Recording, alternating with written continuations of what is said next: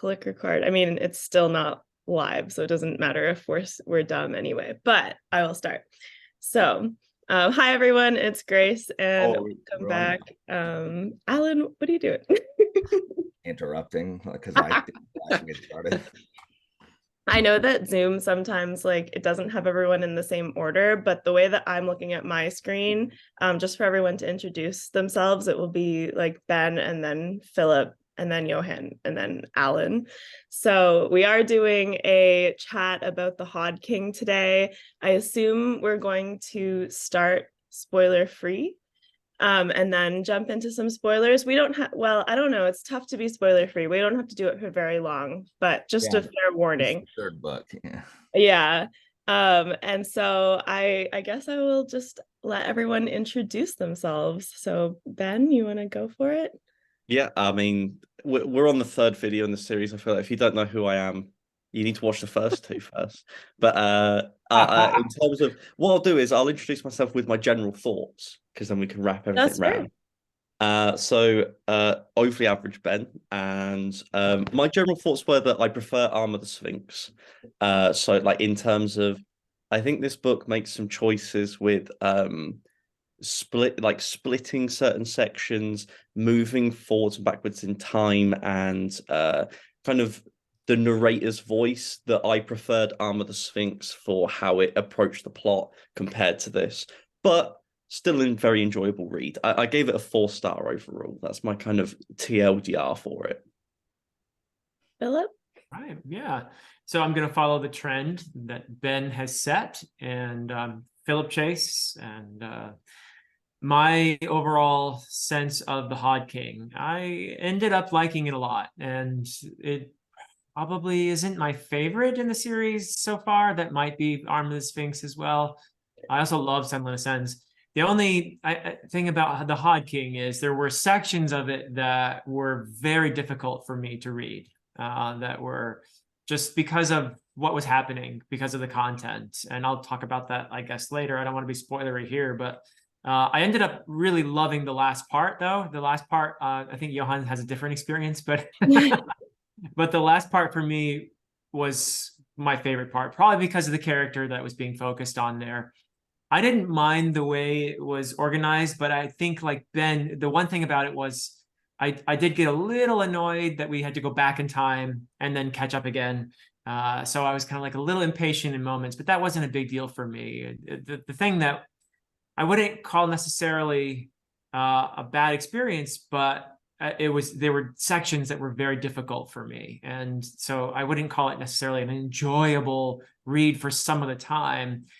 That doesn't mean it's not compelling, though. And I know that Bancroft is tackling some actually pretty serious stuff in here. There's a lot of social critique that I really appreciate, and it is conveyed through a very entertaining story for the most part. So that's my general assessment. Awesome. Johan? Yeah. So my name's Johan. Also have the channel Library of a Viking. So my general thought is I enjoyed this book. I didn't hate it at all. I'm glad I read it, but it's probably, I don't know, for some reason it feels like it's the least memorable of the three I read so far. And there's definitely some sections in here that I absolutely loved. But as with every single book in this quartet so far, Bancroft, he tends to make some decisions that just frustrate me so much. And I felt with every single book, they could have been 5 out of 5 stars. But Bancroft, he just chooses to take some massive risks. And I don't think they always land that well with me personally. But I enjoyed it. I'm really glad I read it. And yeah, I would still recommend it to other people. But I don't think this series is going to break into my top 10 or maybe even top 15 series I've ever read. Okay, Alan, it's time to bring it back around. Hi, everybody. I'm He's gonna block you now. Library of Alexandria, and welcome to the most equivocating, depressed, stream about a book ever. Like, if you're watching this, you're wondering, why are they even talking about this book? Like, why did they not quit last book? And are they going to continue? Like, why even talk about a book that everyone is so, I don't know, dispassionate about? It's so Um, compellingly all Average. over the Just place. kidding. You can't take your eyes off it. when I first read The Haunting, it was my least favorite, but then like after a month about sitting with it, I changed my mind because I really like what Bancroft does with the characters in here. I do not mind POV shifts that take place over same events. Daniel Abraham's Kithamar series is literally that. It's the same year over the course from 3 different POVs, and I like that. The initially it bothered me why they were segmented into different, because I was just like, why not just like go back and forth rather than segment them. But then the more I sat with it, the more I actually ended up liking that, because I could focus on the character work being done. And some of the dramatic tension is gone from Edith's section because we know what happens in Irene and Valletta's section.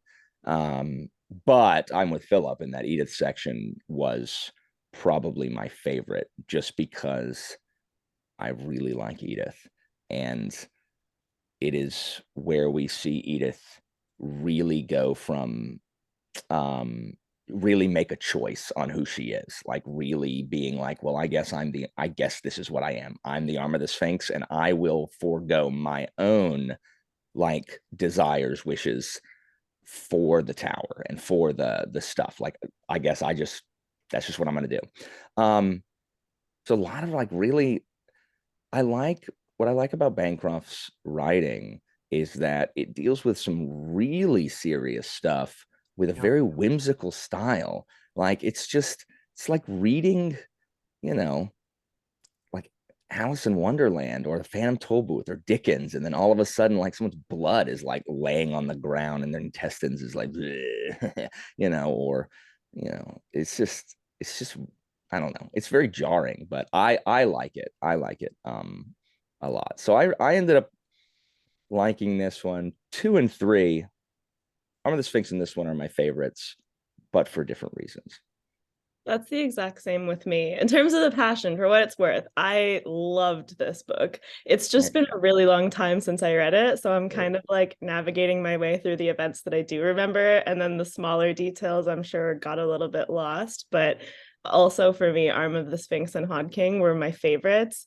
And I mean, we're not going to get into the end of the series, but like in terms of rankings, like I loved both of these ones so much. So, and I think that the Irene and Valletta section is the most like vivid for me. Like I remember the other storylines as well, but for whatever reason, that one is the one that has stuck with me the most. But we can get into like why that is and some of the development of characters like a little bit more in detail after, but just generally. And then remembering what the final section held was obviously very important for the fate of the series going forward. So that one was good too. This is the book that made me like Valletta. I didn't like Valletta until this book. Yeah, I was on the fence about her. I didn't dislike her, but I was kind of like, oh, she's just not annoying, but just chaotic. And then she kind of got a little bit more grounded and emotionally relevant, and I really enjoyed that. I have to admit, I already loved her in the second one. Like Valletta was the one for me where I'm like, just if I could just have Valletta vibe for like a book, just be like, I don't know. Have her vibe. Yeah, like she's the like the chaotic neutral, like not in the sense of she's actually a neutral person, just she's so far evil and good at times that it's just has to level out somewhere.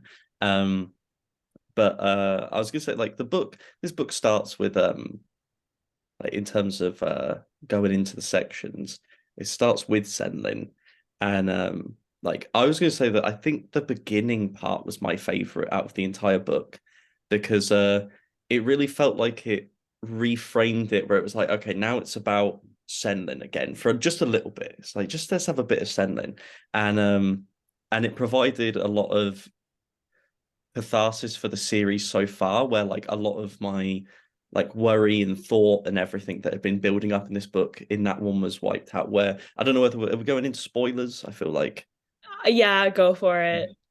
Spoilers, everybody. It's more yeah. useful to talk about it with spoilers.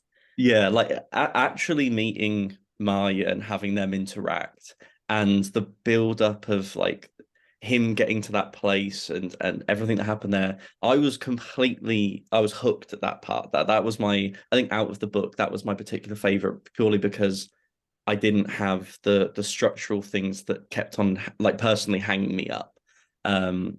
So like that part, I don't know whether anyone has anything to say about that in particular, but like I 100% agree with you that at least the first part was my favorite. And it's also because I think in the first book, we're kind of being sold on this Senlin / Maria adventure. And we actually finally get some of that in the beginning of the third book. And it was just really nice to actually see Maria in real life and understand what she's like, her thoughts. She suddenly became much more real. And I finally became a bit more invested in their relationship, even though it's quite messed up, and she rejects him and so on. But yeah, I definitely love that part, for sure. And it was a bit frustrating that we didn't get more Senlin, to be honest, for like the rest of the book. But yeah. Yeah, for me, the heart of this first part was the scene where Senlin and Maria are on that roller coaster ride, or whatever it's called. I mean, it's underground or whatever, and they have to replace the fuses or whatever. The conversation between them was riveting. And yes, I think a lot of books 1 and 2 were leading up to this moment when they finally meet. And she knew it was him from the beginning. He had that silly mask on and everything else. And I love that he's the guy. He's like the bland, that like the boss cop, where Yeah. he's like, yeah. I just eat bread and like no seasoning on anything, and they're just like the blandest people. I love that. That's his talking about his holes in style. his socks and Yes. all kinds of nonsense. I mean, I really felt this first part was fantastic. What bothered me, and this is not a criticism at all of Bancroft or his writing, because I know he's exploring patriarchy. He's exploring the repercussions of patriarchy on characters that we care about, particularly on the female characters. And so to see Maria, this from all the recollections we've had in the first 2 books, is this spirited, vivacious, wonderful, charming, charismatic character. To see her so dominated and so sad and so, I mean, it was just tough. It was very difficult for me to read. Bancroft did a great job. Obviously, I cared about this character because Senlin cares about her. Even though I hadn't even met her yet, I had a lot of investment in her.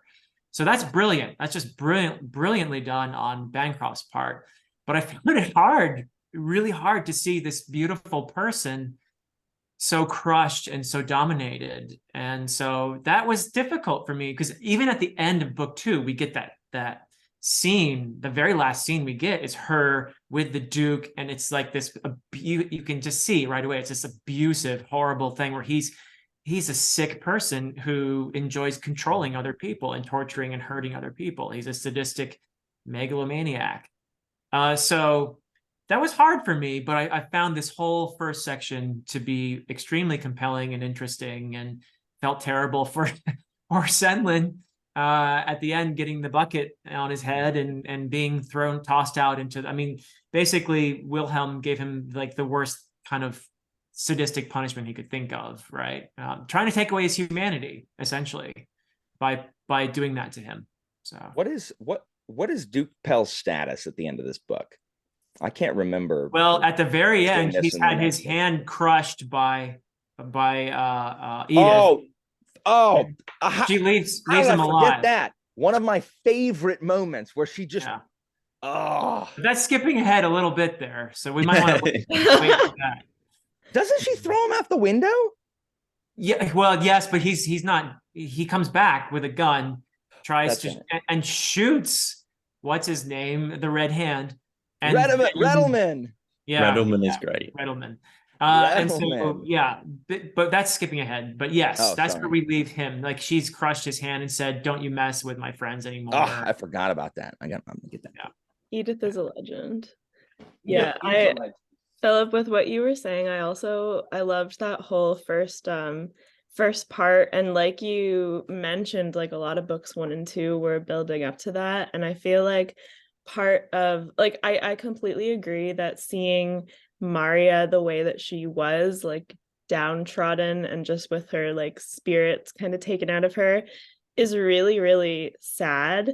But I also feel like it was sort of like a comparison for Senlin's journey overall. Like that was part of what he was exploring in terms of like very idealistic when they get to the tower, and then part of that disillusionment was like losing Maria and everything that he went through. But even through all of that, he kind of had this vision of her to hang on to, of how she was. And then like after going through everything in the first two books, and then when he finally gets back to her, like obviously in her heart she still is that person, but he finally gets to see a Maria that really like isn't that person, because she's been suffering too. It's very, very sad. Yep.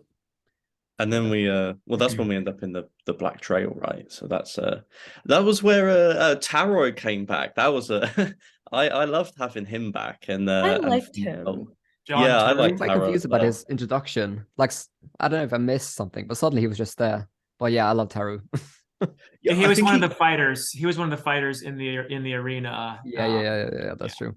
But one thing I want to mention before we go on to that part is that I love that Bancroft. I mean, it's obvious. Obviously, I think any author would do it, but I love that Mary also has a backstory. Like, it's not like she's just been stuck in a room. She's also had almost a similarly crazy story as Senlin, and the way she's portrayed in the first book is almost like they meet. He meets her when she's a child. I don't know. In my head, she almost seemed a bit innocent, but in this book, she seems like really mature and grown, and obviously she's been through a lot of like horrible things that has made her be the way she is. But I found it fascinating that I almost felt like Maria had a character arc, even though we barely met her during the three books, which I thought was quite well done, which again made me more invested in her POV and her story.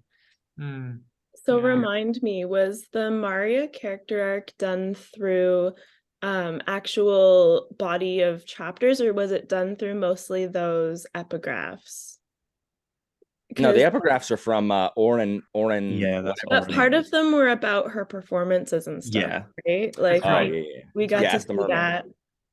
I don't remember what the bulk of that was done through, but I remember finding that really compelling too. Like I loved that window into what goes on in this ringdom, and sort of like the depravity or the type of society that he's writing about. And I remember all the kind of like sass and attitude that those had. They were very entertaining. Yeah, the epigraphs are a highlight for me. Like reading those, and like there was so many just snappy little like world building and social critiques just knocked in, and like they were sometimes the most entertaining parts of the book were just reading the epigraphs for me. So I really enjoyed it. I think, is it Oren something? I've forgotten. It's Oren. The It's newspaper. yeah. Yeah. You know, Oren I find it interesting how the tower is so much, you know, a stand-in for us in so many ways. I mean, there's some really great social critique going on, not only patriarchy, but the superficiality of a lot of civilization. That's Pelphia. Like that's this particular ringdom. This particular ringdom. Yeah. When I read it, like I hate everything about Pelphia, like, and everything it stands for. Like it is the complete, like it is the stand-in for how superficial and like how materialistic and how exploitative. Yeah, I hate it. What I did like about this first part. Oh, sorry. Go ahead, Philip. No. You finish your thought. I did like that how Bancroft shows us the magpies, and I'm like, okay, they collect shiny, like who cares? And at the end, when Senlin sends off his butterfly to the Sphinx, or to Edith, or to whoever he sends it to, and it's caught by the magpie, I'm like, this was set up at the beginning of this section, and I love that crap when it's just like, how did I not see that? Like, how did I not see this? That's what was happening. Because he even talks about like, oh, the Sphinx isn't getting the butterflies. He isn't getting the messages. They're getting lost. Yeah.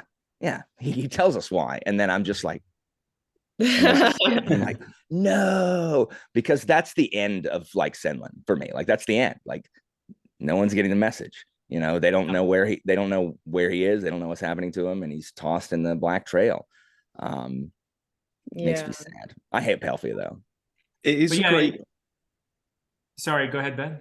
I was gonna say it is really well done in the sense of like because you're so used to Senlin being able to blag his way through something, and also just being an absolute idiot, is that it works both ways, where you kind of get that sense of like maybe he is just blagging his way through this and he is going to be able to do it.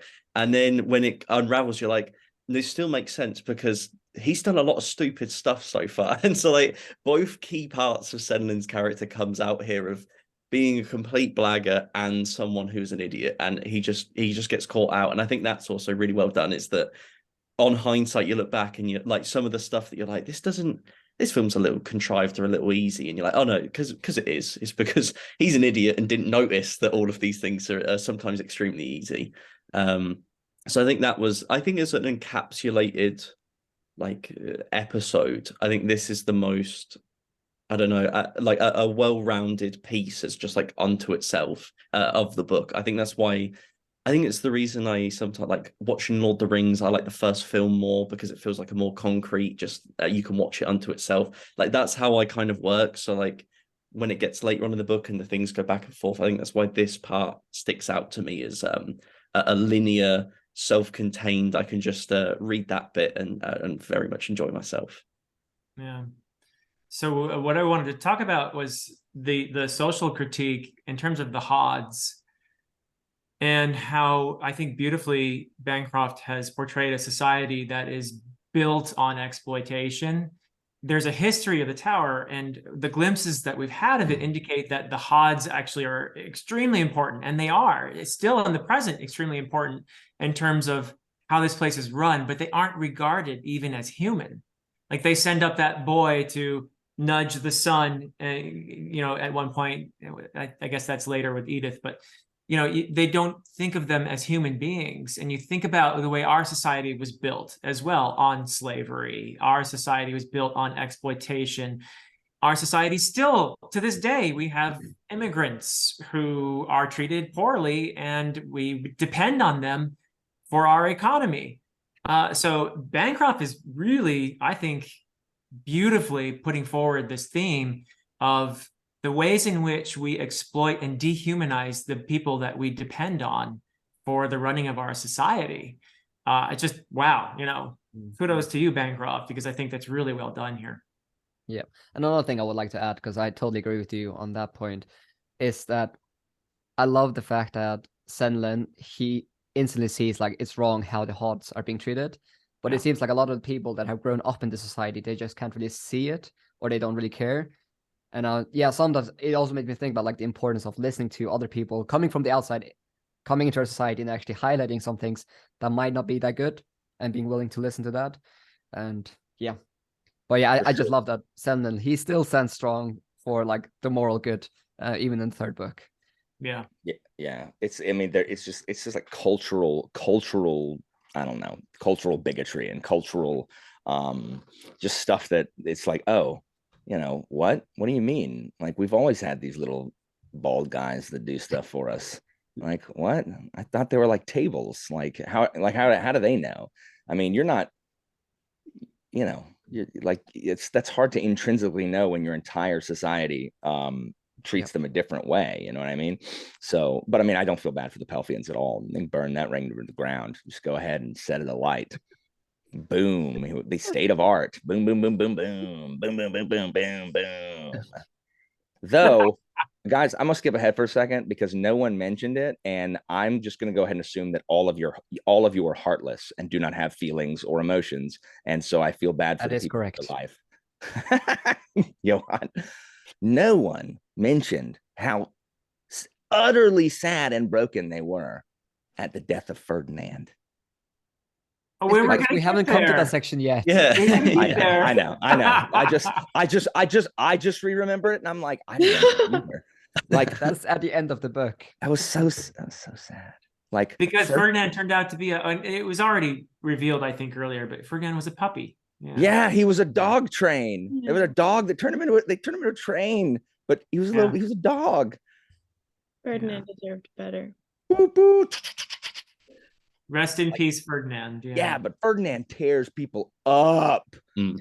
I loved the battle for the state of art, and I hate Eigengrau, but I hated Eigengrau from the start. Sorry, we've moved ahead. Let's go to Valletta. Yeah, I we mean, have does to do the anyone love Valletta section. Eigengrau? I'll add one more thing on the subject of the Hods and the social commentary. Just like it's obviously not an excuse for people's actions, but I got the strong sense that there's also an element of fear there in the general population where like there's always kind of the threat that someone more powerful than you could like send you down the black trail if you like step a foot wrong or like I don't know commit a crime, or even if it's not that and someone just decides that they have some kind of vendetta against you. Like I think that people probably instinctively draw back. They don't want to like associate with like the Hods or even like be shown treating them well, because like that would be probably one of the worst fates that someone from the tower could imagine, and they just want to distance themselves from that. Like I don't know if anyone else saw that too. Oh, that's really well said, Grace. Well, I mentioned something about this once on my channel. It's probably talking about the City Watch, but it could have been related to this. Oh no, it definitely City Watch. But like the idea of like wage slavery and like how some people are chained. I cannot stand the advice that we get. I don't know if y'all get it in the UK, but we get it here in America, where if you like don't like if your job like pays crappy and doesn't have good benefits, or people say, oh, well, you should just go get a better job. Like it's your fault. Just go get a better job, because that's how it works, right? Like there are some people who can't afford to even be one day without work. You know what I mean? Like, and that, no, it's not slavery. No, it's not. I'm not saying it's the same as chattel slavery. It's not.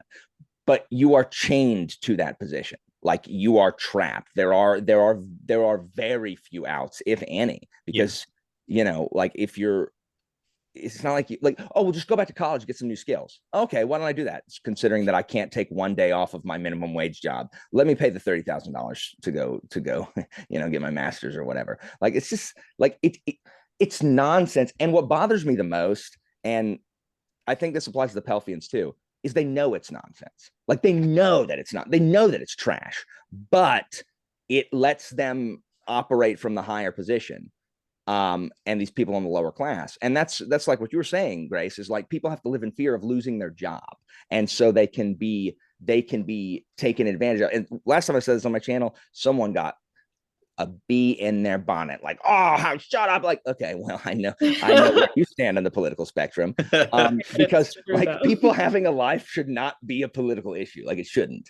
I'm not a proponent of people not having gainful employment, but it's ridiculous. Like when you're terrified of losing your job and you have to stay at a job that is exploitative, because if we're going to pretend that every single business owner and company isn't exploitative, that's just stupid. Like that's dumb. Like let's not fool ourselves, right? So it's the same thing. Like the black trail is being unemployed, and your family's starving, and having to do all this other stuff. So it's like a lot of that hit hard for me, because I hate elitism. Like I hate it. Like I would drag down, like I'm with Marat. Let's do it. Let's bring down these aristocrats, except for the fact that I don't believe you. How are you? Are you any better, Marat? We do have a myth about social mobility in the United States. And the fact of the matter is that the last time I looked into it, 90% of people are going to be in the same social status as their parents.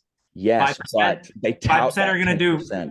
and that's getting, by the way, worse and worse as we speak. All 5% could do a little bit better, and 5% are going to do worse. So that's not a ton of social mobility there.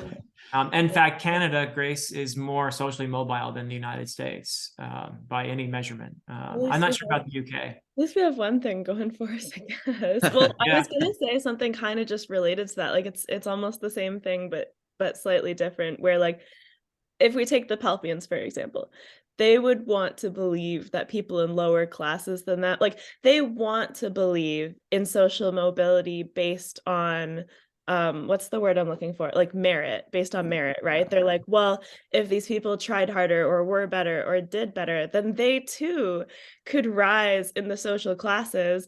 And like they like pretend that that's the real thing because Yeah. then they don't have to, that then they're allowed to believe like, well, you know, I have the situation that I have because like I was good and therefore they're like not making the right life decisions or whatever Yeah. it is that they're doing or not doing, like it's their fault type of Yeah. thing, Oh which yeah. obviously very much be applied to If this. you're not wealthy, you're lazy. Like if you're poor, it's because you're lazy, Grace. Yeah, it's Never like, did mind you some of the consider being born into generational wealth? Yeah. No. Did you consider working hard? Like Yeah. I know you work 3 jobs and like 100 hours a week, and I work 30 and make like 6 figures. I know you work 100 hours a week, like and juggle like single parenthood. But if you have you tried not being lazy? Like just try not being lazy. Like work hard like me. Work hard like me, being born into an upper middle class family, or so yeah, social mobility is the hard work thing, the merit based thing drives me crazy. Like because anyone who is a teacher, like I love my best friend Finn works for the government. He works for the government. He works 40 hours a week if he's lucky. Like goes on a 2-hour liquid lunch. Bill's sending emails at night at 3 times overtime. Has meetings while playing video games. And he worked hard to get where he is. He is. I'm not saying it, but like on a day-to-day basis, my job's harder than yours, boss. Like it just is. And he's like, oh yeah, definitely. Like I'm not doing what you're doing, but the compensation is not the same. But I mean this is how it is. You know what I mean? Like it's not. That's hard work crap makes me so mad. Plenty of people work hard and are still poor, and it doesn't have anything to do with the fact they buy, like whatever they buy. It has to do with canceling your Disney Plus subscription. Yeah, okay. Have I tried? The rent is too dang high, party. That's what it is. Like it's whatever. Where I live has one of the biggest discrepancies between mean income, like average income, and cost of living. And it's insane. And I'm like, there's nothing here. There's sand and water. Why on earth is it so expensive to live here? This place is horrible. Do you think it's because of all the touristy stuff? Yes. And like, yes, go away. Stop buying short-term rentals. Stop taking all the housing. No, like no one wants you here. Oh, but our economy is based on tourists. I don't care. Let it tank. It doesn't bother me. I have a school. Well, should we cheer ourselves up and start talking about what happens to Valletta? I'm not that cheery about this book. It's depressing. I do actually have one more thing. I was gonna say that Taro is the perfect example of that. Then him coming back in this book. Oh yeah, true. And yeah. you kind of, when you look back on Arm of the Sphinx and you see like the way that people withdraw themselves from him and stop interacting with them and everything, on hindsight is exactly that. Like they know where he's going, and so they're like, well, that guy is infected by like oncoming Hoddism, so we're just gonna stay away. And so I think it makes Arm of the Sphinx stronger through that kind of looking back. But I won't say anything more because I don't want to get into social mobility, because then it will be 3 hours long of us just shouting about that. Y'all yelling, "Come the Hod King!" Yeah, going and joining When Marat. you move to Canada, you'll have new things to yell about. absolutely. I can hardly contain myself. Your country's on fire presently. It's not as on fire as it was. Well, there you go. And Johan's country, hopefully you have like a chest of gold doubloons to pay for this month's cooling. Yes, we do. Apparently y'all's energy depends if you through speak the about the roof. UK or the Faroe Islands. The UK isn't doing that well, but Faroe No, Islands the is. UK definitely isn't. That's good. At least Faroe Islands is not The Vikings. Hey, yes. Nice. Start taking over stuff again. Long Start ships with the UK. All right, so at least you're talking about Valletta's Yes. chapter and Anne's chapter. So this chapter is the most. This is really just, I don't know. This is like the development of Irene and Valletta. Like that's what this chapter is. And I love that Irene finds, someone she cares about. And I love that she's just like Valletta's like foster mom. You know what I mean? Yeah. Is Adam in this book? No, No, Adam's on the ceiling or on the top. Adam's with his the. name comes up at the very end. That's right. I forgot. I That's true. forgot. Anyway, Valletta and Adam, or Valletta and You're the Iron. best. No, I I was thought con- that was very endearing. I loved the Iron and dynamic as well. That Iron finds this relationship with Anne and sees interestingly in this woman who I love. I love the character of Anne, by the way. I think she's just brilliantly realized in such a short space. She's Seems a so governess, right? She's a governess. Yep, she Mhm. has raised all these kids, and again, this is a role that is completely one of the most important things we could do in our society is raise kids, and yet the people who do it are looked down on. They're not compensated much for it. They're basically seen as servants, you know. So it's interesting to see that. But I think this woman is just so strong and so insightful. And yes, she hasn't really raised her voice. She's hiding in so many ways, including her sexuality in this patriarchal, exploitative world that is so well represented, I think, by this ringdom. And so, yeah, I love the things that were going on between Anne and Iron as well. That was a bright light in a way. Anne was in this section, which was the most difficult for me in some ways after coming out of the previous section where we had Maria so sadly dominated by Duke Wilhelm, and then you get another sexual predator, megalomaniac, aristocrat dude in Prince Francis, who essentially sexually assaults Valletta. And this whole lead up to that is just kind of like, oh, I'm getting sick inside with this whole lead up to it. And at first I thought when Valletta was fighting him and it seemed like winning, she had her legs wrapped around his neck, and I thought, okay, you go, girl, you know, I'm all for you. And then Me suddenly, too. boom, she's shot in the head. And I was like, okay, I have to put this book down right now. I cannot deal with this. I was affected just like you, Philip. Like when I just dropped the book and like walked out of my room because I was like disturbed. I'm like, did he just freaking like kill Valletta like in this horrifically like just brutal way, like shot right in the head. I did not see it coming, and I did not feel great after that. Yeah. While sexually assaulting her too, which is, you know, I mean, I appreciate that Bancroft is tackling these tough things, but I would actually warn people, okay, you know, and about this one. If anyone, That's you know, true. if you're sensitive to sexual assault or anything like that, this is something to be aware of. I got it. So you're not coming down on Bancroft for including it. You just personally, it is difficult for you to read. Correct. Okay. Yeah. Okay. No, I think he's a brilliant writer. Yeah. I just found it.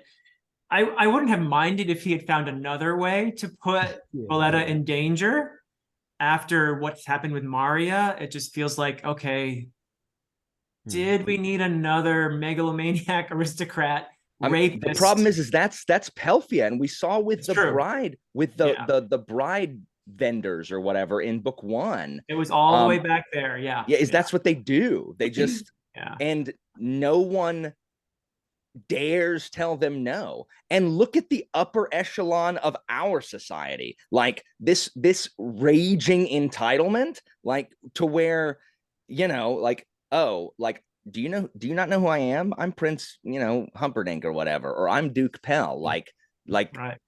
Sorry, like this is just how it is. And how dare you like rebuke me? And then, oh, Philip, sorry. What was almost worse for me was Valletta's friend that just completely like goes with, you know, the sweaty guy, the whatever he is, where she just like I forgot about this girl. She reminds me of like the pink clad girl from Princess and the Frog. Like, oh daddy, it's my part, I never get anything I want. That's what she reminded me of. And then she just she didn't even like this guy. She thinks he's gross and weird. but she thinks it's her only chance to find a man, like to get a husband that has some kind of peerage. She's sad. It made me sick to my stomach. Like that kind of society that people do that. It's like, well, this is the best I'm gonna get. Like, and I've like otherwise, like, you know, what is going to be my future if I'm a noble, like do not have like a kind of a noble man. You're talking about Xenia. Yes, I forgot about all that. It's just disgusting. Like absolutely disgusting. I hate Pelphia. I hate Pelphia so much, guys. Did anyone else get bothered by the fact that Valletta actually didn't die?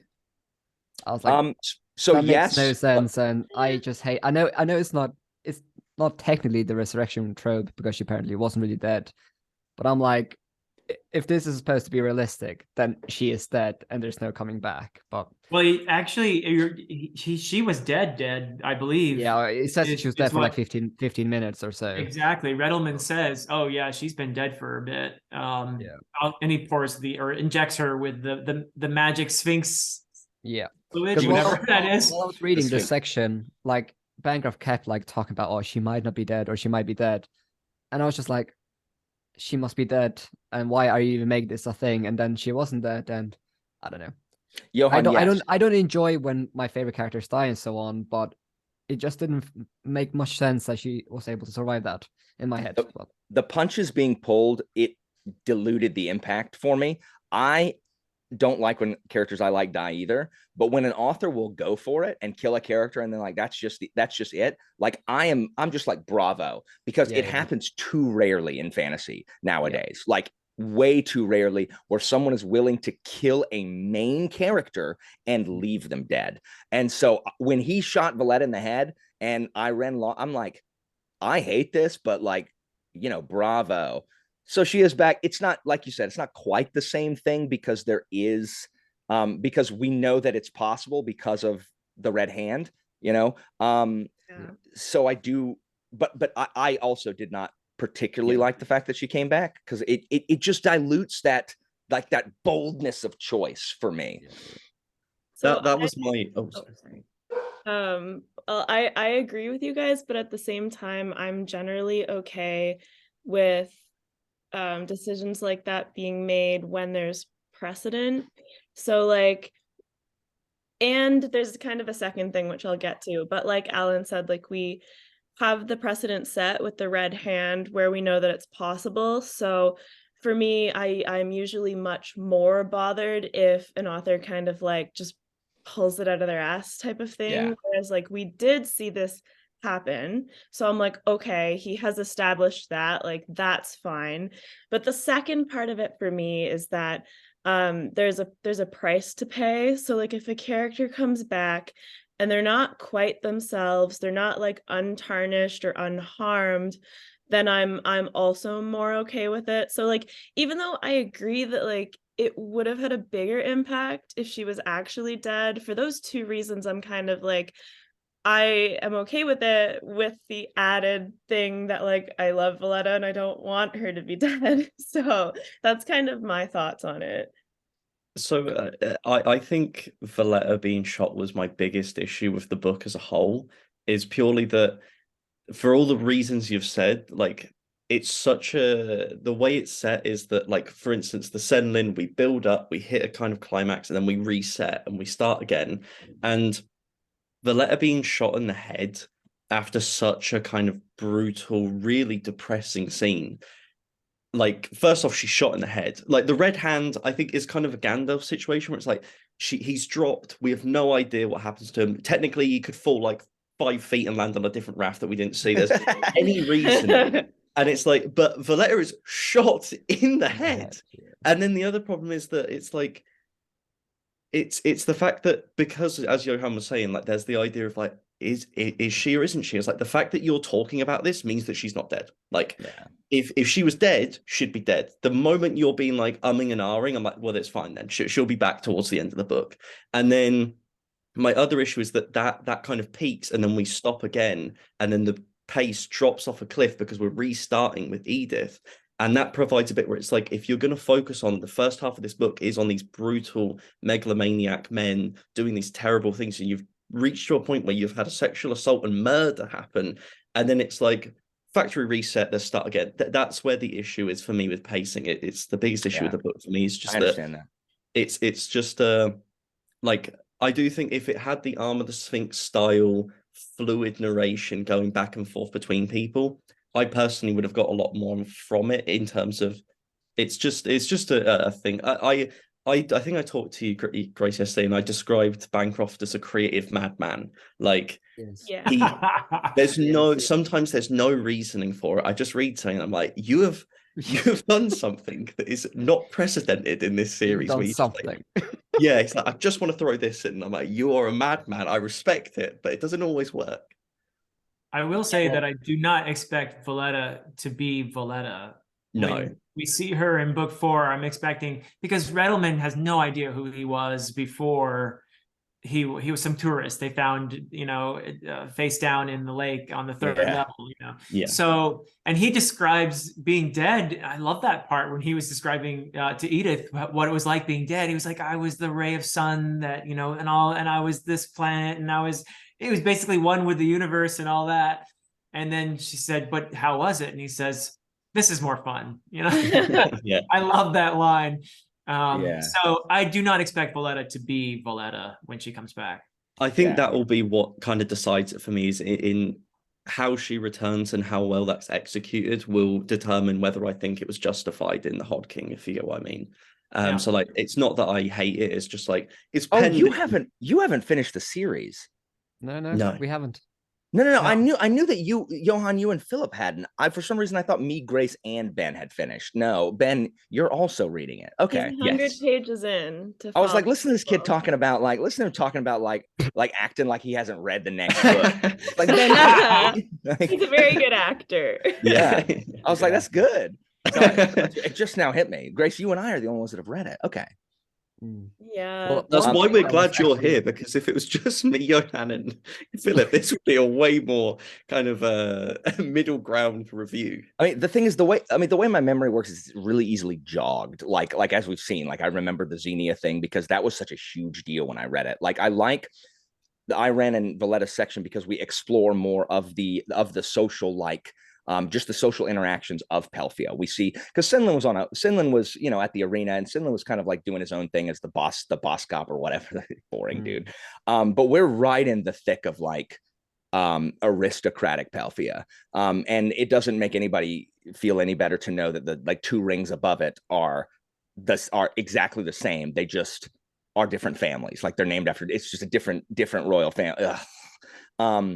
So I really did like, I like that exploration. Like I love this kind of exploration. I just didn't like Philip. Like it just was. It just makes me angry. Like it makes me angry that it is too similar. That is similar to our society. That we have people who think that there's a different set of rules for them. That like it just doesn't apply to them. That you can exploit people and because of who you are, like because of the accident of birth that makes you inherently better than somebody else. Like that kind of stuff just enrages me, unless it's my Julio Claudian line. Like my line would be the only one that would be the exception to that, because very clearly as emperors of Rome, we're doing it right, but everyone else is doing it wrong. So because that's always the thing. It's like to quote Franklin, Ben Franklin, rebellion is always illegal in the third person, their rebellion. It's always legal in the first person, our rebellion. It's only in the third person, their rebellion, that it becomes illegal, right? Like stuff that other people do is not okay, but stuff we do is fine.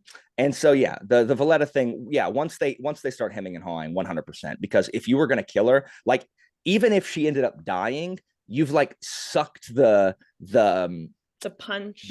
Yeah, you've sucked the punch out of that moment. If she was going to die, she would have died with the gunshot, and that would have been the last we saw. We see Iren reacting. Iren freaking breaks the prince. Like, he is dead. Like, that dude is dead.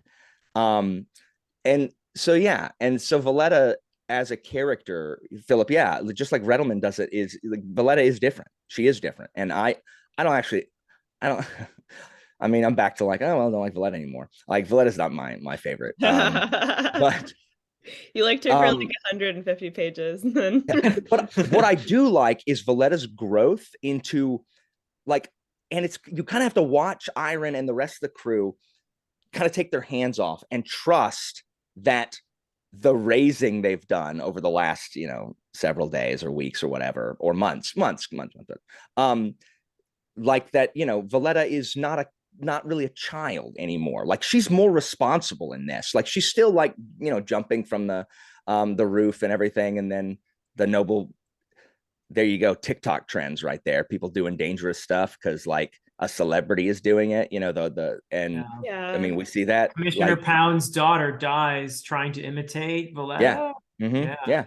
And that happens all the time. But I like that Valletta takes responsibility, and because they were talking about how in book 2 how flighty she is and irresponsible, but she makes the most discoveries in this. Like she's pushing, like she is diehard trying to free Maria. Like she wants Maria free, and she does basically more than anyone else in the book. Edith is doing something completely different. Edith is the closest thing we have to a fantasy hero, like in this.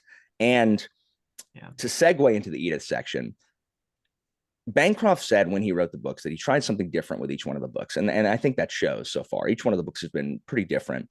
And this third part is more of a like procedural cop drama. Like it's more like the mystery section. And we see much more of that in The Hexologist. His new book is like a husband and wife, which, by the way, one of my favorite husband and wife portrayals in all of fantasy. Like they are a loving middle-aged couple who, get physical a lot because they love each other and don't, they're just so realistic and they're in love, which we do not see much at all. But it is largely a mystery. It is largely like a supernatural, like detective novel kind of thing. And so I see the genesis of that here in Edith's section. So yeah, I really liked what Edith was doing in here, and I'll what I'll say is the thing I really started to appreciate with Edith was that, like, obviously she would probably have the most to gain from the news that Maria doesn't want Senlin anymore, right? Because there could be a potential love interest in the future there, but even with those news and so on, like she almost like denies herself and says like, we need to do this for the greater good. And you can't really think about what I want in this situation. And I just love the fact that she actually fights for Maria and for the greater good, even though it'll probably like impact her future love, interests. So I really appreciate that aspect of Edith in this book. I think in terms of Edith as well, it kind of rounds out the whole series in the sense of, because we're talking about a patriarchal system, that Edith, even though she wants Senlin, works to get Maya. Valletta takes her independence and decides she wants to free Maya. Irene wants to look after someone else, wants to look after Valletta. Everyone takes a role of wanting to help someone else.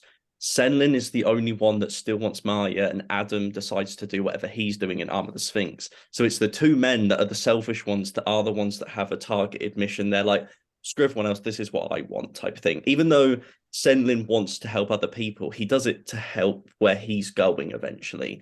It's all the female characters are the ones that actively choose to help someone else and kind of sacrifice their own feelings. And I think that's one of those thematic through lines that helps with the whole idea of the patriarchal system in the Tower and to begin with, is that it's even affecting our characters, even though it's not kind of ever addressed, it is still present there throughout all of them. Thank goodness for Edith. Thank goodness for Edith, because she's my favorite character at this point in the series. And I think it's important that if she is a contrast in a way to what happens with Maria and with Valletta, although Valletta fights, so you have to give Valletta that she fights and is killed in the process. But Edith, I think to some degree, her empowerment in this section, and you see her when she has that conflict with Georgine, realizing her own power in that moment. And it's a tragic moment too, because she has to defend herself, but also in the process kill someone that could have been a friend, or a sister. And I love that moment when Georgine is dying and they realize, or Edith realizes that they both realize that they could have been sisters, and they were sisters in a sense because they have so much in common. But you see her empowered there, and then later when she confronts Wilhelm, that's a cathartic moment considering everything that happened previously in this book to the female characters. To see a female character, Edith, put that man in his place was very cathartic for me. Oh, right? Yeah. Philip. Yeah, like that just goes that and what Johan's saying, like the fact that Edith like 100% supports reunited Tom and Maria. Like she's in love with Senlin. I think it's obvious. Like I'm with you, Philip, in that Edith became my favorite character as well. It started out with Senlin, and then it just transitioned over to Edith because she's just such a good, like, there just need to be more really like awesome female characters that don't have the label like look at what an awesome female character I am. You know what I mean? But yeah, I found that section, Philip. The shrieking Duke stuck out his unbroken hand. She took it up and said, I've lived with the use of one hand. I've lived with the use of only one hand, and I can tell you it's not easy. Some days you'll wake up angry and you'll go to bed wanting to weep from frustration. She regarded the quaking tips of his fingers protruding from her iron grasp. But I think, even at its worst, living with the use of one hand is better than surviving with none. Wouldn't you agree? She paused long enough to listen to his bald affirmations, and this is the part. I've always preferred to shake hands when I give my word. So here's my promise to you, Sir Duke. If you ever make a single inquiry or cast so much as a shadow in Maria's direction, I will come back and squeeze the rest of you one bone at a time. Does that sound fair to you? Are you willing to shake on that? The Duke nodded eagerly. She pumped his arm twice and said, good. Like, that's so, like, that's just, it's not, you're not going to come after us. You're not going to hunt our airship. You're not going to come after Senlin. Like, you're not even going to ask about where Maria is. Like, that's what we're doing here. Like, I'm taking her away from your, like, because the other part that's horrible for Maria is that she's in a gilded cage, like if she made complaints, like there are people who would be like, are you serious? Like, you pack out the opera house. Like, you're a celebrity, because isn't that what so many people's goal is nowadays? To be famous. Maria, you're famous. Like, Orrin Robinson writes about you in the newspaper all the time. What else could you want? What do you mean you're trapped?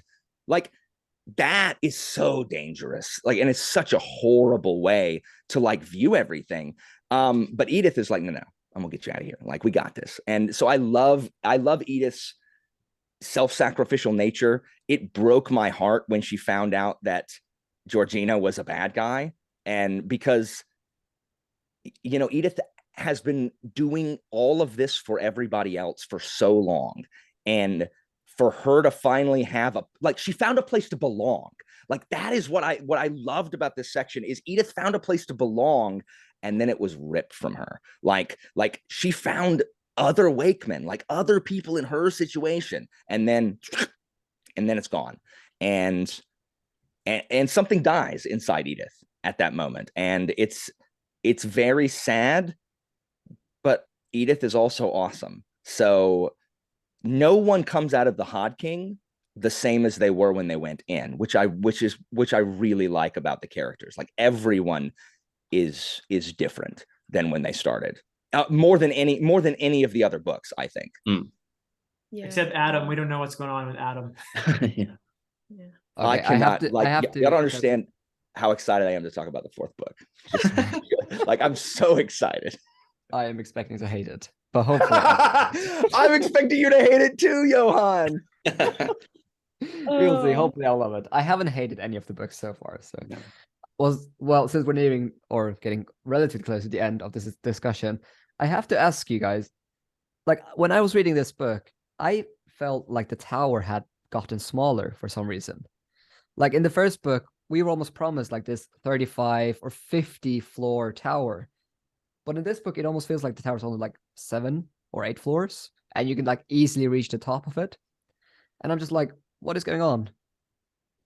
Did anyone else think about that? It's I interesting. do completely agree because I feel like Bancroft reevaluates promises he's made after each book, or like not promises, but he kind of dangles things and then he'll come back to it, because I know there's a big gap between Arm of the Sphinx and Hod King. I think there's like at least a 4 or 5 year gap, right, or something. No, it's not years, but it is 5 months. years, months. No, Yeah. sorry, I mean it's in the publication of the books. Oh, yes. Yeah, Oh. probably. So like there's a big gap between us. And I feel like when he came back to Hod King, he reevaluated some of the stuff that he'd done in the first two and kind of shifted, because you can tell like I agree that the tower changes scope quite a bit. But that could also be that it's kind of because when we enter it, it is that mythological, that kind of that sense of promises from outside. It's like the everyman's guide he has. It's like, this is massive, it's endless. And then he gets there and it's like, it's real big, but it's not endless. There's only one That's year. what I There's only was 1 year between publication. Yeah,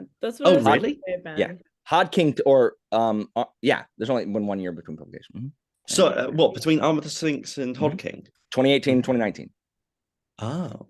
Well, you maybe think about when the self-published edition came out and when Yeah, the Senlin published and edition came out. Yeah, is that it? Because Senlin's That's probably a 2030, big gap. right? 5 years. So it's the big gap between Senlin and Arm of the Sphinx, is it? Arm of the Sphinx was self-published also, I think. Yeah, it was. Yeah. And that probably came out in 2014. 2015. You're right. So 4 years. Yeah, Yeah. sweet. I thought there was a bigger. Yeah, cool. So I don't think this is quite the answer that like Johan was looking for. Like I think you mean it in more of a literal sense, but I think for me the tower starts feeling smaller. I don't know if I'm going to be able to like convey the feeling properly, but it is kind of what Ben just said, where like when you first enter it, the tower feels mythical and it feels massive, but at the same time, like from Senlin's perspective, the people themselves in each ringdom feel kind of like mysterious and not trustworthy, and like the second ringdom is like a super weird time, like that's the one where everyone's acting, right? And Yeah, like that's the parlor. as you get farther up, like they don't quite feel like real people, whereas the further we get into the books, it's like we suddenly crash down to earth, and like Pelphia is like, obviously we're still in a fantasy world, but these are like extremely real people with real themes and real like dynamics. And I think for me that's when it started feeling smaller, because I was like, oh, this feels a lot more like grounded, obviously metaphorically speaking. Well, like that it just doesn't feel as like endless and whimsical as it did before. And I think that regardless of what the physical reality is, that's how I felt.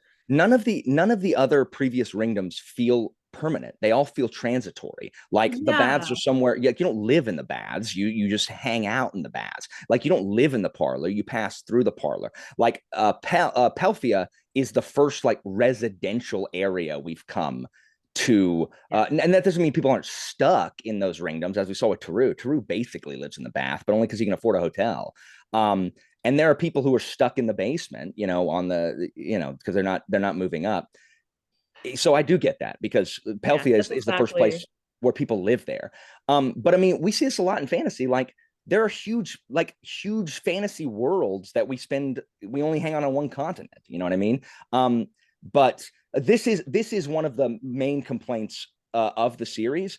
A couple of the main complaints of the series are the fact, like when you in book one, it feels like this is going to be kind of like some kind of like the Phantom Toll Booth, really, or Alice in Wonderland, where it's this like really bizarre mystical like travelogue where we keep moving up and we keep seeing these like little self-contained worlds, and it's really just kind of an exploration of like Bancroft's imagination. And the problem is if you get sold on that idea and that's what you want to see, it does disappoint. Like it does, because we do more of that in the fourth book. Like I think it does feel a little bigger in the fourth book, because we do visit. Part of the problem with 3 is that we're only in Pelphia. There's no other ringdoms. We're just in Pelphia. So we do visit more in the next book. But if that's what you wanted, like that's what happened to Murphy. Like she DNF'd Hod King, and is done. So because like that's kind of what she wanted. The other main complaint, I'm gonna address this now before y'all get. So just remember that I addressed this when we talk about the fourth book. Go on. the fact that Senlin is a side character in his own story. I'm going to go ahead and stop y'all and ask y'all what the title of this series is.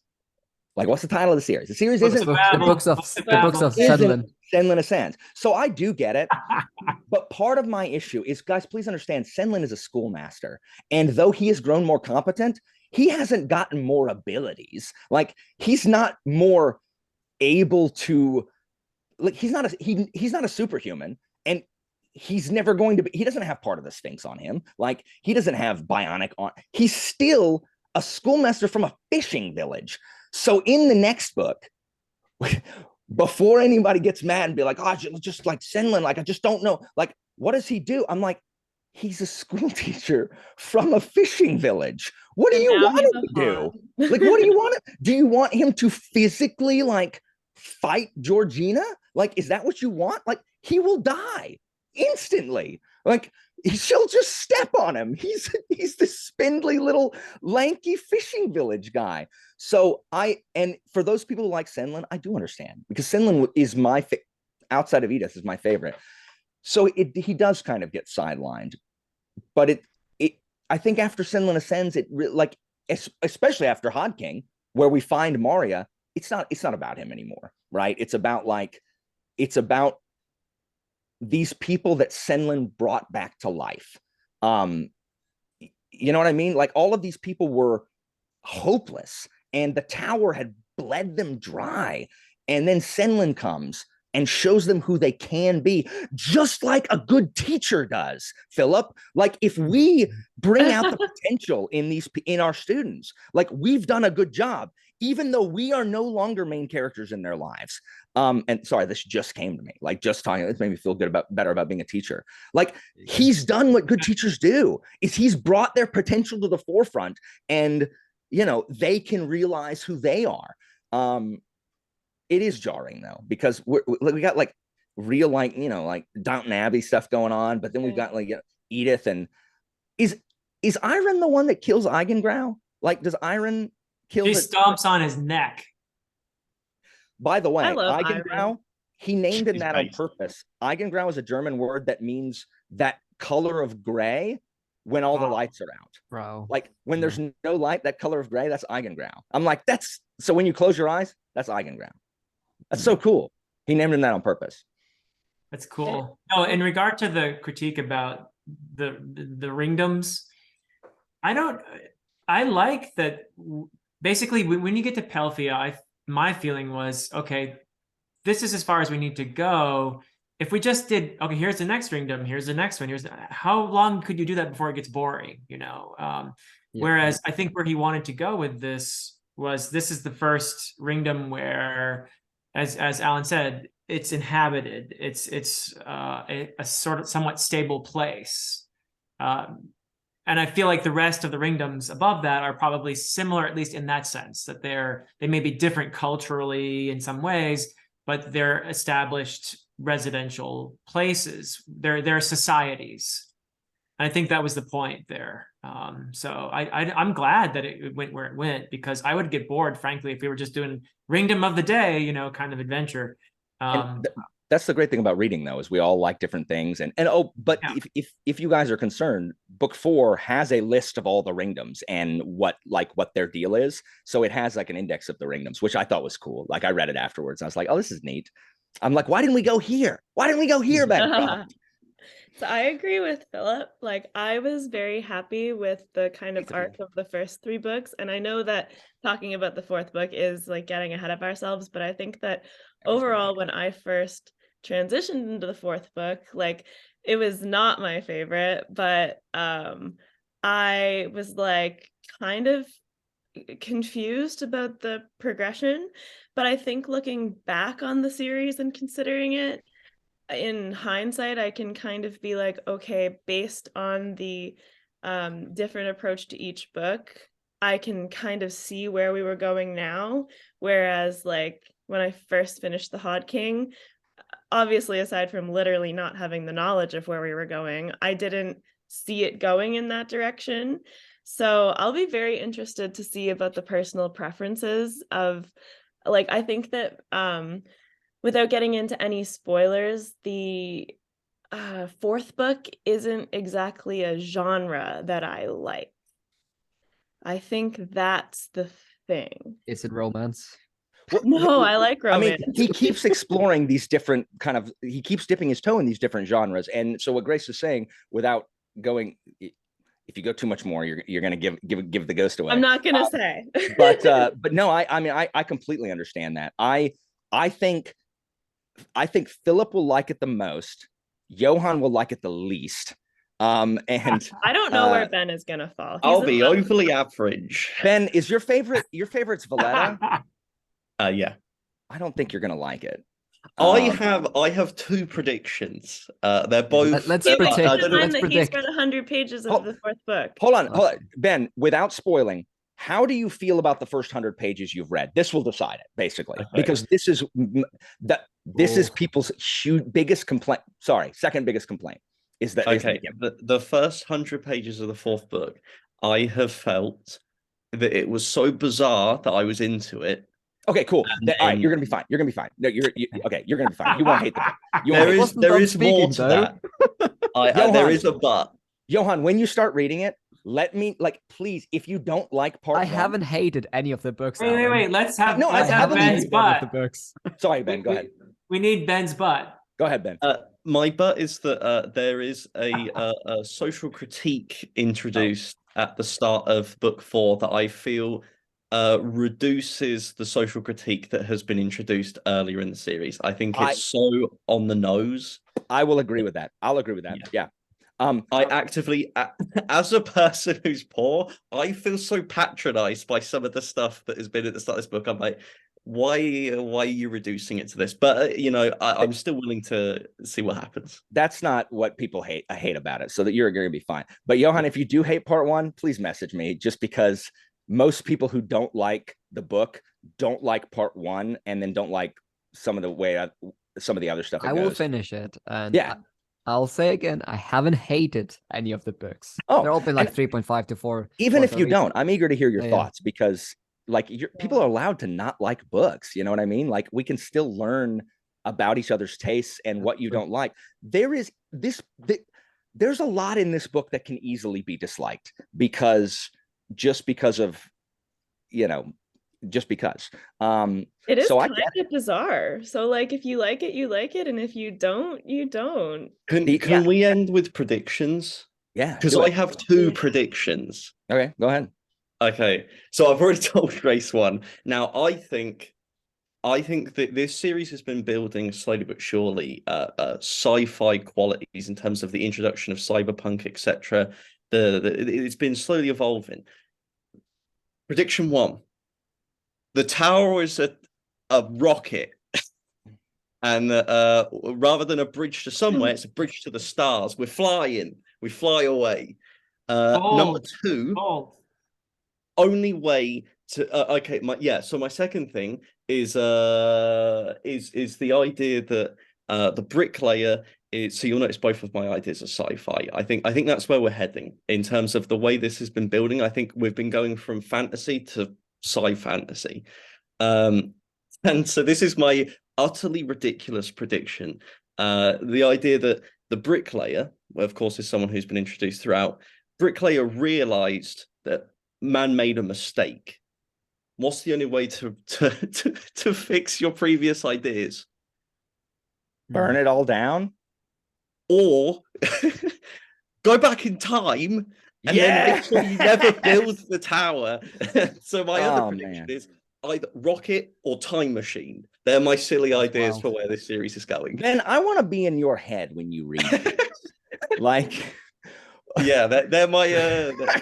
I just think that because the guy takes such utterly bizarre twists that I'm like, they're the 2 that are in my head. There's just weird ideas that I would be like, I wouldn't put it past him. So to go where no Hod has gone before. Exactly. Well, my predictions are going to seem kind of wimpy in comparison. Mine are not going to be that wild. It depends. I'm predicting that somehow or other Senlin is going to be put in opposition to Edith, because where he is at the end of this, where the last scene is him being shaved by Marat and made into a Hod. to what degree is he actually going to start believing what he's supposed to believe? How can Senlin withstand the indoctrination that goes with being a Hod at this point? Because we're talking some scary French Revolution type stuff that's going to be happening, I think, in the next book. So will Senlin actually identify more and more with this role that he's right now he's acting, but will it actually become more and more the real Senlin? I don't know. And if it does, will he find himself in opposition to Edith? We'll see. Do you think Marat believes him? I think Marat is very suspicious, but that he probably, in his arrogance, thinks that he can bring him all the way. Do you think Marat believes what he's saying or is using it? Oh, does Marat believe in his own? Correct. Well, no. The first question was about Senlin. Now, does Marat believe his own stuff? Because this was the big thing that I was stuck with at the end of this book. Is I'm like, does he really believe Senlin, and does he believe the stuff that he is? Because some revolutionary people, leaders, really do believe in the rhetoric they're spouting, and some are being exploitative. It can be both too, though. Yeah. It can actually be both. That's true. Yeah, that's kind of where I fell. Like, I thought that he was he did believe it, or maybe it has grown from a point where he believed it to a point where now he's sort of delusional, where he thinks that like whatever methods that he chooses are going to be like the way to do it, and then at that point it becomes like exploitative and tyrannical and stuff. Yeah, I literally have no idea. I don't think Ben is correct on any of his predictions. I'm just like that. But maybe that'll be interesting. Like the strong argument there. So, I mean, I wouldn't be surprised if there's some kind of revelation that actually Senlin is a piece in some kind of chess game. He's been manipulated or something into acting in certain ways. I don't know why, but I just expect Edith to die. I don't know how or when. And I mean, obviously, it has to do something with Adam. He must be in the fourth book, and I'm guessing he'll probably have a big role, and we'll probably learn that he is a character that is something massively important for everything. I think there will be some kind of resolution with the Hods that maybe they'll actually be like equal. They won't be seen as the Hods anymore or something towards the end. I'm not sure how we'll get there, but yeah, those are my predictions. Good ones. I will tell you get more Byron.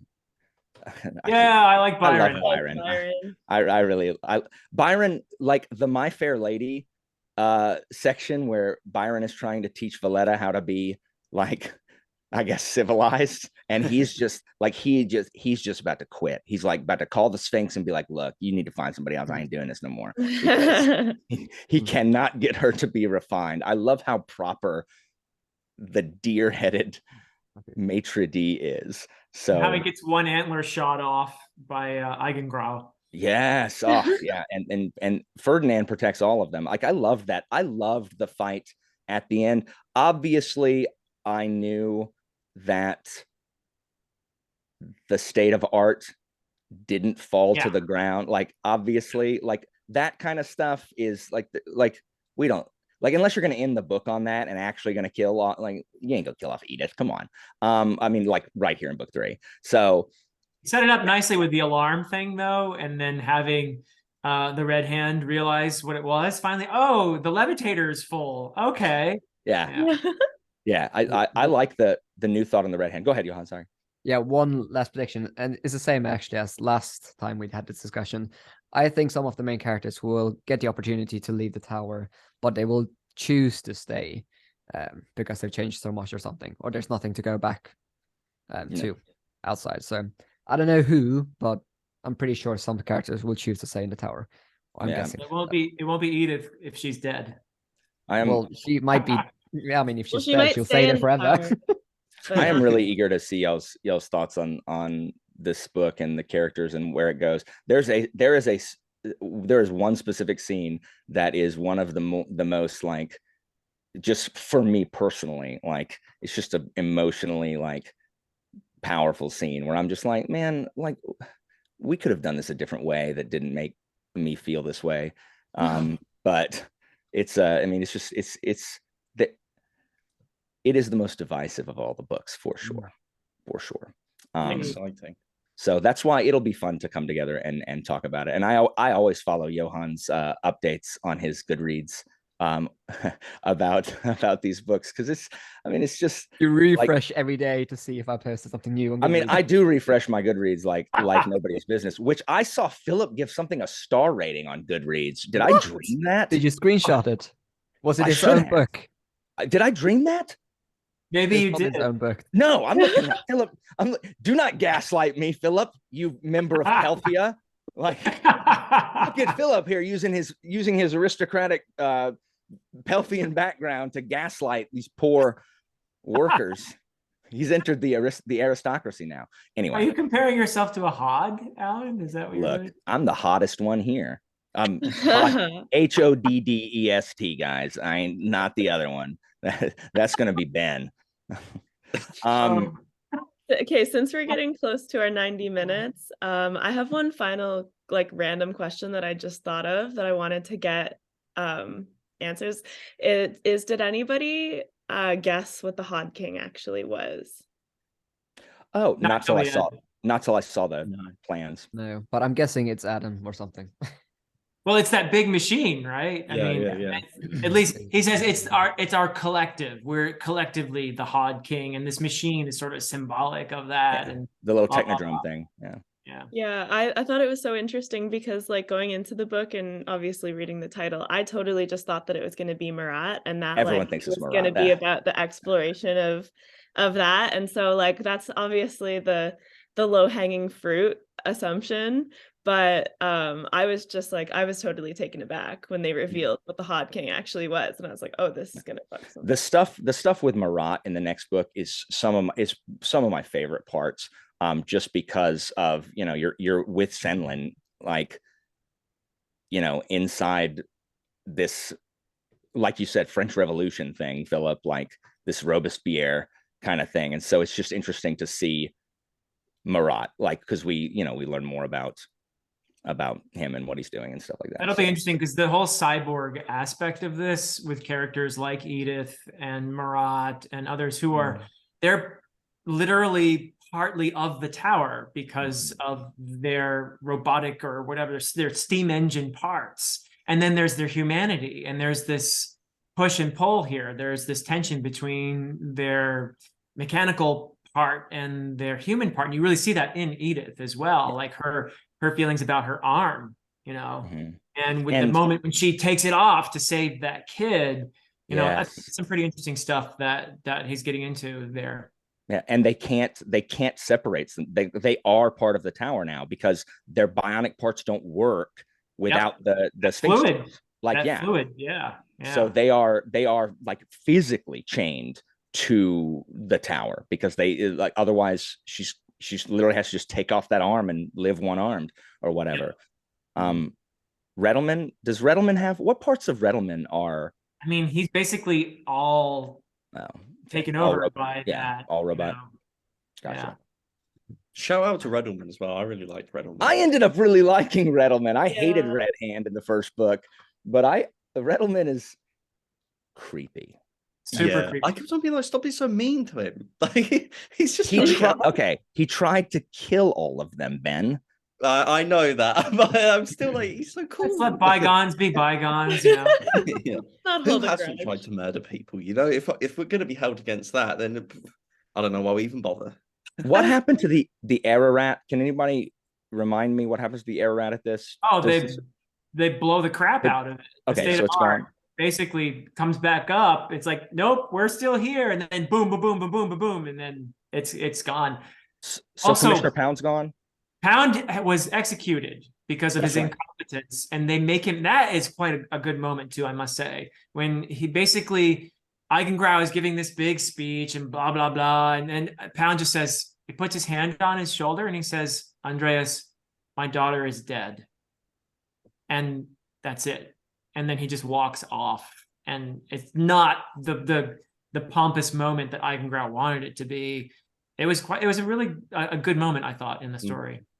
Eigengrau is another just like great representation of that, kind of like a noble purchasing their commission, but he is the law enforcement officer who has just who has ascended beyond enforcing and protecting the law and has gone to, this is my own little private fiefdom where I can do what I want. Like he's a good example of like the corrupt like officer. Like he just, I hate Eigengrau. He's just such a snake.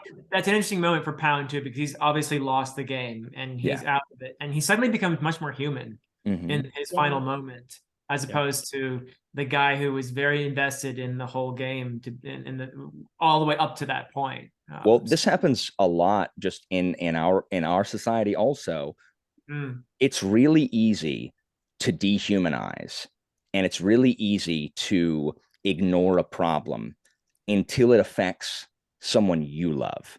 Like once, like it's all fun and games till someone loses an eye, right? Like this is fine, but now all this has cost it's cost his daughter's life. Like his daughter's dead. Like it puts things in perspective for people. You know what I mean? Like you ignore this and this is whatever, and then your child suffers from the same thing, and all of a sudden, like, oh wait, this is an important issue that we should deal with and stuff like that. So it has that effect. It is good that it shows that most humans are human and love their children. You know what I mean? Like that is a good thing for humanity, because everything is depressing, right? But at least people do love their children on the main. So much societal commentary in this, which a lot of people like will not like. But I do think, like Ben is saying, it is handled better here than it is in part one of the next book. But I mean, I like that authors are willing to do that. Like, I mean, I do. Like, that doesn't bother me, especially when it agrees with me. You know what I mean? Like, I don't. You want to make a stand, like, but it agrees with. I agree. So anyway, thanks for talking to me, guys. Thanks for letting me join, rather.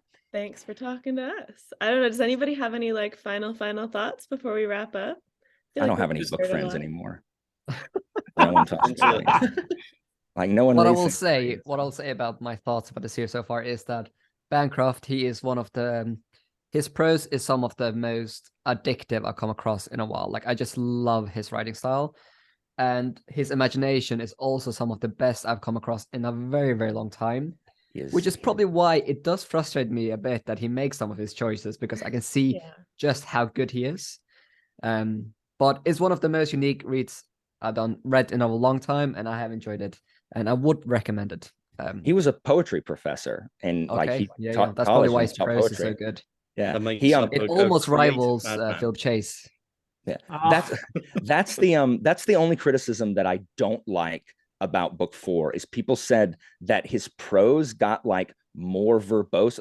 Like the writing style is the same, guys. Yeah, like I didn't notice. Like I don't get that. Like there's plenty you can dislike in the next book. That's fine.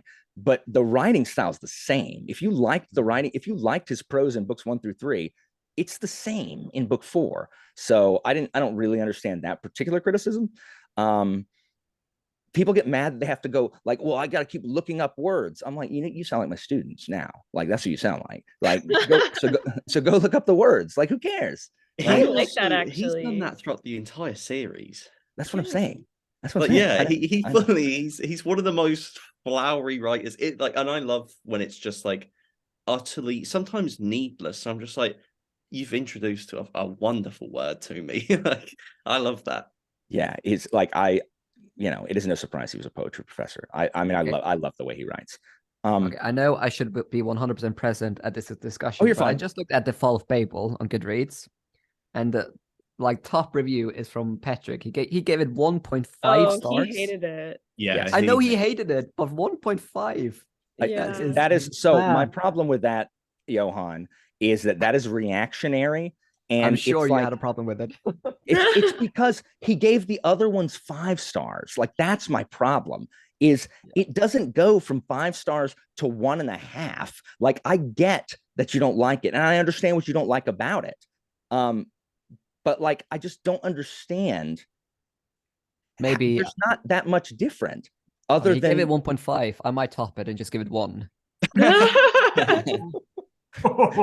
That still wouldn't be as much of a rating difference for you That's as true. it Yeah, as it was Yeah, for you've been Hendrik, 3 and 3.5, so which is fine. Then, yeah, I think before. I think that may lead us to enjoy the last book more, is that we've had more mixed feelings about the entire experience, which Yeah. I think I think you've seen a massive thing with people that love the first three, then sometimes do have that complete drop off, where I think we'll have probably the same feelings of like, I really enjoyed it. There were some parts that bloody, but I think we're going to sound extremely like just verbatim across each review in terms of Probably. like how we feel. I think that's where we're going to end up. this Yeah, is like it's a very specific time capsule thing because Yeah. Fall of Babel came out in November 2021, right? Yeah. And so did, or maybe it was December, but it was only a few weeks apart from Jade Legacy coming out. And so I think one of my things was that Jade Legacy is one of my favorite books of all time. And I read them very close together. And so obviously I didn't feel that negative on Fall of Babel. It's just not my favorite of the series, but it's also getting like a direct comparison to one of my favorite books of all time. And so I don't know, I'd be curious to see how I felt if I reread it, knowing where everything is going. Yeah. Honestly. I mean, this was Bancroft's first series. He is like you can see the experimental stuff that's going on. Yeah, and he's just ready to be ambitious as well. Yeah.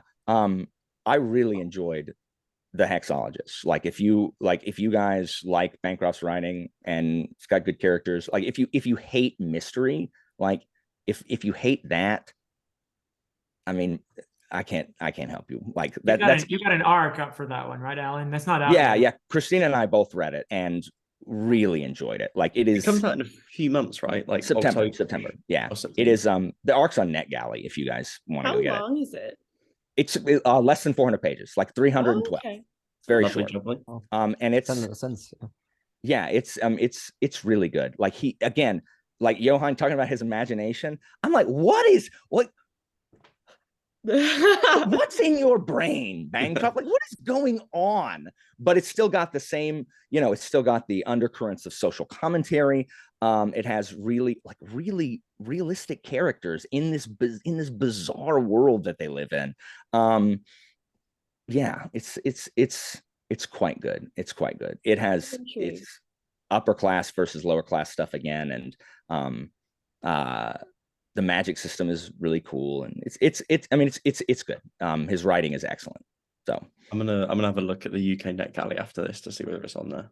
Do it. I'm eager to hear anybody's thoughts. Get through Fall of Babel first. Oh yeah, for sure. I'm just saying that I am glad that he got another series with Orbit. Like I'm glad that he gets to, because there is a lot of homogenous fantasy. Like we all know that. Like there's a lot of stuff that just feels like, one thing people can't say about Bancroft is that it's not different, right? Is that it doesn't feel, if you pick up a Bancroft novel blind, you're reading a Bancroft novel. Like oh look, freaking this robotic pigeon just like dropped a view screen and then carried someone to the underworld where hell is everyone taking a cold bath, and then coconuts are used for currency, and you're just like, what? Only it said it said with $5 word. I don't have the $5 vocabulary that freaking Bancroft does, but good gracious. Anyway, I'm glad I'm getting to revisit this like through you guys. Like such good stuff. Awesome. Thank you for hosting, Grace. Yeah, thank you, Grace. Who's hosting book 4? What's that? Ben. Yeah. I was asking who's hosting book 4. Oh, Ben is. Yes, Ben is. Yeah. Awesome. So thanks. I'll be physically hosting Ben in my house. That's true. Oh, word. Nice. So September. So you guys have time. Oh, Did we Perfect just timing. made it that far. just lose Alan? Just in time to say goodbye. He's gone. I think he was going to say early September for the next discussion. Yeah, that sounds about right. I mean, I would wait for him to come back, but I don't know. How long? Yeah, It doesn't look promising.